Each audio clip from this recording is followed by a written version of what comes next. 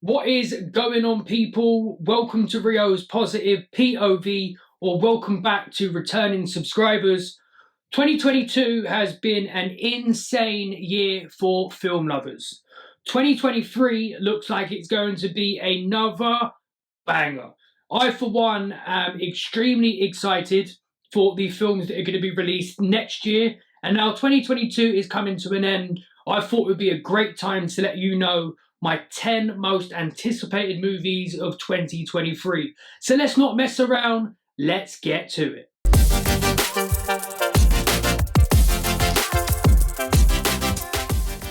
Beginning the list off with the return of a GOAT.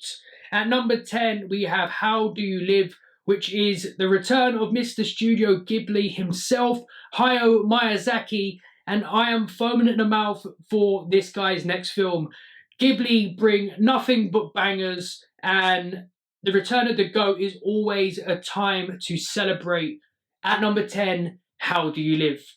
Then at number 9, we have a film based on a true story, an insane true story at that. It is, of course, Cocaine Bear, directed by Elizabeth Banks. This film looks crazy, and I cannot wait for pure Cocaine Bear craziness. It is going to go off. Next up at number 8, we have a prequel film directed by Paul King, the man behind the Paddington films. Wonka is due to be released next year and stars Timothée Chalamet as the title character. I am massively intrigued to see where they take this interpretation, because there is a lot of room for interpretation with it being a prequel film. Everybody involved in this I am a huge fan of, so I cannot wait to see some more chocolatey goodness.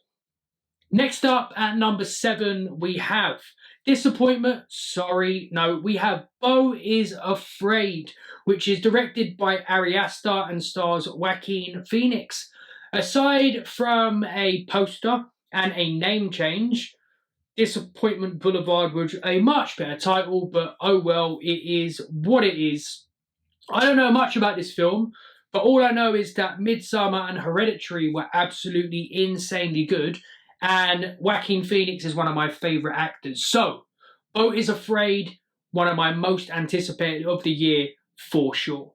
Next up at number 6, we have Mission Impossible Dead Reckoning Part 1, which is directed by Christopher McQuarrie. I done a rewatch of the Mission Impossible films last week, and cannot lie, I'm buzzing for this film. They just get better and better as they go along, and I love the cast. The cast additions look fantastic. The stunts look insane, and is it going to be better than Fallout? I don't know. But all I know is it's got Rebecca Ferguson in it. Mwah. Tom Cruise is back doing madness, and I, for one, cannot wait for Mission Impossible Dead Reckoning Part 1. Part 2 coming soon. Then at number 5, we have Guardians of the Galaxy Volume 3, directed by James Gunn.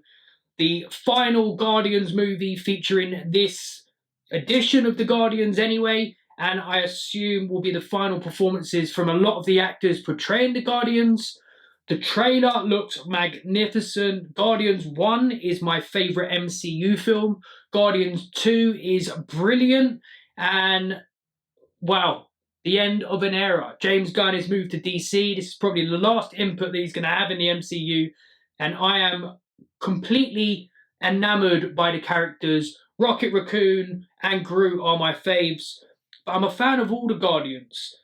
Is it going to be the best trilogy to come from the MCU? I have high hopes, but only time will tell, and we don't have that much long. One of my 2023 most anticipated. The film that comes in at number 4 is a film that, if you told me it would be this high up on my most anticipated list when it was announced, I would say you're crazy. However, the trailer for Greta Gerwig's Barbie has just hit the internet, and it looks insane. It looks magnificent. The trailer takes massive inspiration from Stanley Kubrick's 2001 A Space Odyssey, one of my favourite films. The film is directed by Greta Gerwig, director of Lady Bird and Little Women. Brilliant director so far. Is this film going to take her up to the next level? I certainly hope so. And then you have the film starring Margot Robbie as Barbie, which is just the best, most perfect casting of all time. And Ryan Gosling as Ken. We shall see how good that casting is when the film comes out. But I'm just so hyped up for this film. And I never thought I would say I am gassed for a film about Barbie. But 2023, I'm gassed for a film about Barbie. Talking of threes, at number 3, we have a film which releases at the moment on the exact same day as Barbie. Christopher Nolan's Oppenheimer, a true story all about the Manhattan Project, the atomic bomb, is releasing on the same day. Crazy, crazy. I think this may potentially be the film that has Nolan win his first ever Best Director Oscar and potentially Best Picture as well. But time will tell. There is so many brilliant directors and potentially brilliant films coming out next year. Oppenheimer, number 3. Coming in as the runner-up, my second most anticipated movie of 2023 is Killers of the Flower Moon. Martin Scorsese, one of my favourite directors, is the man behind the camera. In front of the camera, you have Leonardo DiCaprio, Robert De Niro, Jesse Plemons, and the comeback king of 2022, Brendan Fraser. The fact this is based on a 1920s novel and the cast and director are the only things I know about this film. But that there is enough to have it at number 2. Runner-up, Killers of the Flower Moon. Then, at number 1, my most anticipated film of 2023 has to be Dune Part 2, directed by Denis Villeneuve, who is returning from directing Dune Part 1. If you've read the book, then you know where this story is going. Dune Part 1 was the warm-up. Shit is getting real in Part 2. Everything on a technical aspect was A1 in Dune Part 1. The acting was magnificent. Rebecca Ferguson is featuring again. That gives it extra points always. But the story in Part 2 is nuts. The story in Part 2 is so much better than what we got in Part 1.